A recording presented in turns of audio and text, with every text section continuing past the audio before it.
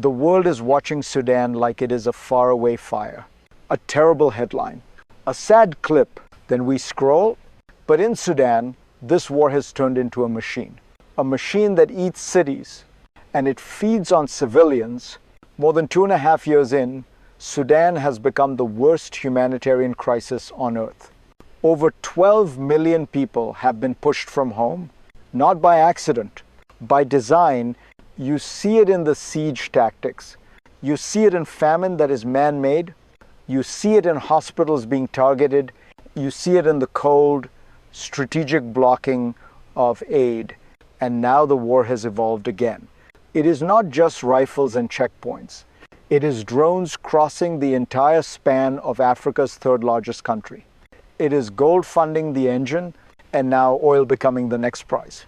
If you want clear, honest analysis like this, subscribe, because what is happening in Sudan is not just Sudan. It is a test of the world we are becoming. Now let me show you the turning point that fooled everyone, and why the optimism didn't just fade. It detonated. For months, the war in Sudan was misread, simplified, flattened into a familiar story of two generals fighting for power. That story is comforting because it feels contained, because it feels local, because it feels solvable. But Sudan is not collapsing because of chaos. It is collapsing because of structure. This war is not random violence. It is organized extraction. Land, gold, trade routes, borders. And now, oil. On one side, a formal army clinging to the idea of a state. On the other, a paramilitary force that learned how to turn disorder into profit. Both wrapped in alliances, both fed by outsiders, both using civilians as leverage. What makes Sudan different is not the brutality. Sadly, wars are brutal everywhere. What makes Sudan different is how deliberately suffering is engineered. Starvation is not a side effect. It is a tactic, and while diplomats argue process, the war keeps moving. City by city, corridor by corridor. To understand why this happened, you have to go back, not just months, but decades. Because this crisis didn't start with gunfire, it started with a system built to fracture. Let's rewind and trace where the fuse was first lit. To understand Sudan's collapse, you have to step back into its past. Because this war is not an accident. It is a pattern. For decades, power in Sudan was centralized. Wealth flowed inward. Arms flowed outward. And the periphery was managed through militias. When rebellions emerged, the state didn't reform. It outsourced violence. Armed groups were rewarded for loyalty. Fragmentation became policy. That system worked until it didn't. Militias learned how to survive without the state. They learned trade. They learned borders. They learned how to monetize chaos. Gold was the first accelerant. Sudan's informal gold economy created private revenue streams. War no longer needed taxation. It funded itself. Then came the post-2019 moment. The old regime fell, but the system underneath it stayed intact. Instead of dismantling militia power, the transition fused it into the state. Rivals were promoted, not neutralized. And tension was frozen, not resolved. When that balance finally snapped, it didn't produce reform. It produced war, and once war began, Sudan's geography did the rest. Vast territory, porous borders, weak institutions, strong networks. This wasn't just a civil war waiting to happen. It was an economy waiting to ignite. And when it did, the first explosion came in the capital. That moment changed everything. The turning point came with the fall of the capital. Khartoum. For 2 years, the city had been locked in a grinding stalemate. Neighborhood by neighborhood, house by house, civilians trapped between forces that saw them as obstacles. Then suddenly, the balance shifted. The army surged forward. The paramilitary force pulled back. Street after street changed hands. For a moment, it felt decisive, like the war had finally chosen a direction. Residents told stories that were hard to listen to. Detention, torture, disappearances. Years of fear spilling into the open. Supporters of the army believed the tide had turned. That momentum now belonged to them. That victory, finally, was possible. But wars like this don't end with momentum. They adapt. Within weeks, the optimism collapsed. Not slowly, violently. Drones crossed the country hundreds of miles, striking military headquarters far from the front lines. Suddenly, distance meant nothing. Rear areas were no longer safe. The map of the war was rewritten overnight. If this analysis is helping you see the war more clearly, share it, because clarity is the first thing civilians lose in conflicts like this. And while the world looked at the capital, something darker was unfolding elsewhere. A city in the west was being sealed shut. That is where the real catastrophe began. What happened next exposed the true mechanics of this war.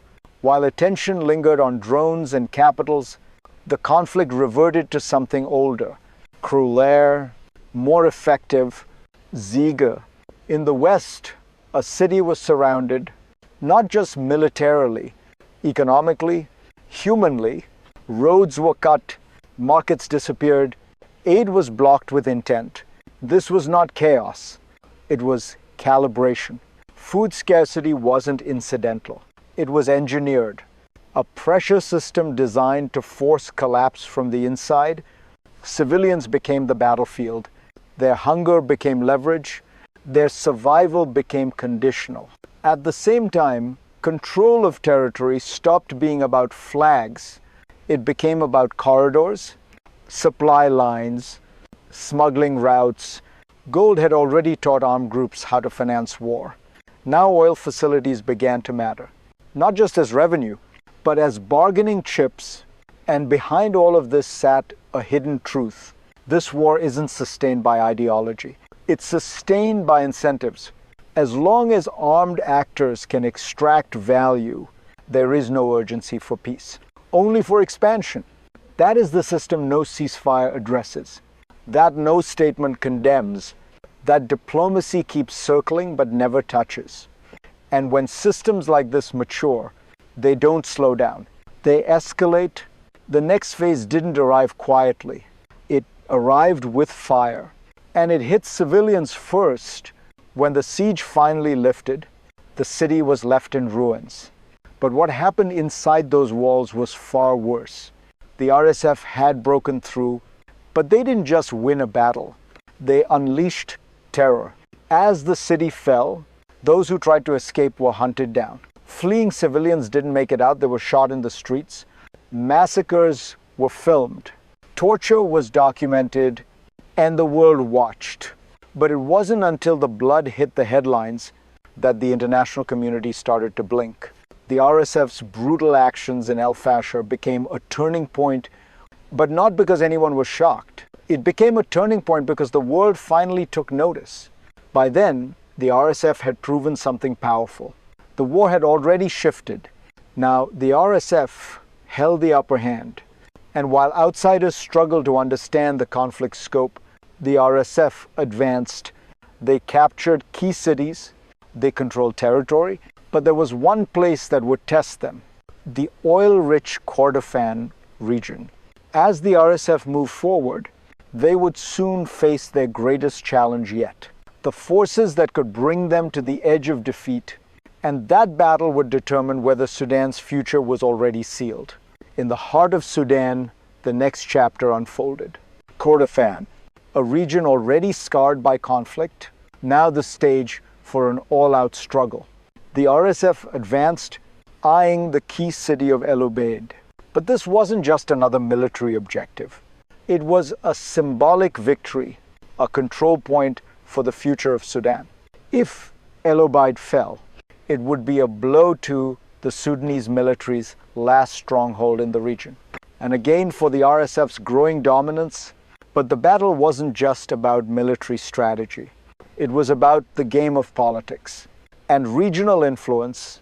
For Egypt, El Obeid was more than a city. It was a red line. Sudan's instability couldn't cross that threshold. The Nile's security was at stake.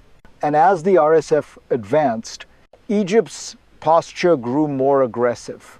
Support shifted, new alliances were drawn. Sudan's war now became a chess game with global implications. But the deeper the RSF dug into Kordofan, the more dangerous the stakes became. Because this wasn't just about controlling land, it was about controlling the future, and the future of Sudan was increasingly determined by external powers.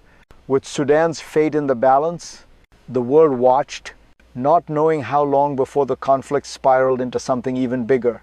The RSF was on the brink of victory, but victory was never certain in a war like this.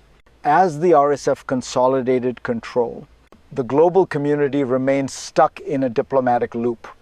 International talks came and went, but nothing changed on the ground. The fighting raged on, and with it, the humanitarian disaster worsened. Famine continued to spread, the world's worst-kept secret.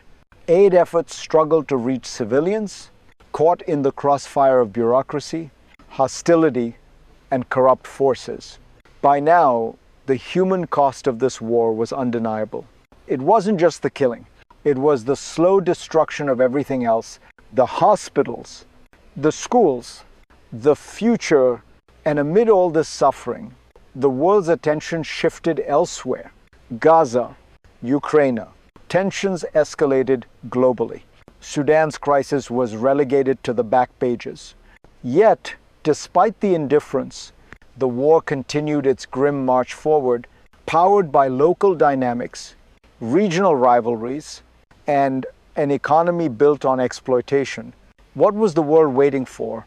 A signal, a sign, something to shift the calculus of power.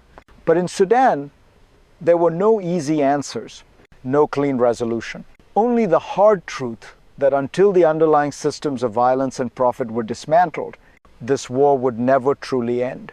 Now, we are left to imagine the future of Sudan. Three possible paths. The best case, a fragile peace, a return to civilian rule, but with deep scars that will take decades to heal. The middle path, a broken state where the conflict drags on in pockets of resistance, draining the country until it becomes a permanent war zone. And the worst case, a full regional collapse as external powers grow further involved and the war expands into neighboring countries, dragging the entire Horn of Africa into chaos. These are the realities Sudan faces, and only one thing is certain. The war has a long way to go. As we look to the future, Sudan's fate seems painfully uncertain. The world is at a crossroads, and the choices we make now will determine how long this war will continue and how much worse it will get. The global community must stop pretending that Sudan is just another distant tragedy. This is our problem too. It will affect global security. It will affect the flow of resources. It will affect us all. But the question remains, how do we break the cycle of violence? How do we end a war that is fueled by outside interests and internal fragmentation? The first step is clear. We must act, not just react, not just throw out sanctions and call it diplomacy. We need a comprehensive, sustained effort to address the drivers of this conflict. The war economy, the arms supply chains, the regional rivalries that are feeding this fire.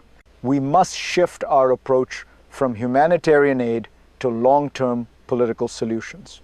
The people of Sudan are not just victims. They are survivors. They are showing the world what it means to endure when everything else collapses. The question is, will we stand with them? Or will we continue to watch from a distance as their country burns? Because Sudan's war is not just about Sudan. It's a warning. If we don't act now, we will face the consequences. And those consequences will be far-reaching. This is the time to make a choice, not just for Sudan, but for our own future. Thank you for watching. If you want to stay updated on the situation, subscribe and share this video, because we cannot afford to forget. Sudan's story is far from over.